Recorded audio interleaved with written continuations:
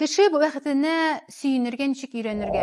Әгәр дә кеше үзе тулыланып тора, изобилие дип әйтәм мин дәйме, аның уңышлары бар, кеше арасында тоткан урыны бар. Мин әйтмим дәрәҗә, менә ниндидер статус турында сүз бармый, гомумән кеше арасында аның белән санлашалар. Әйме, шундый кеше һәр вакыт сөенә. Чөнки ул чыннан да инде изобилие, ул инде булай да тулышып тора.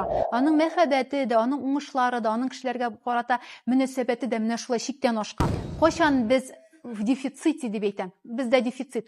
Хисләр дә юк, уңышлар да, үз бәябез түбән. Әлбәттә, без кеше шатлыгына сөенә алмыйбыз. Бездә ул юк бит.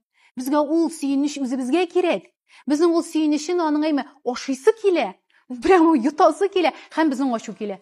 Менә ничек? Әгәр дә сезнең кеше шатлыкларына сөенәсегез килә икән, шундый дәрәҗәгә җитәсегез килә икән, эшләгез үз өстегездә.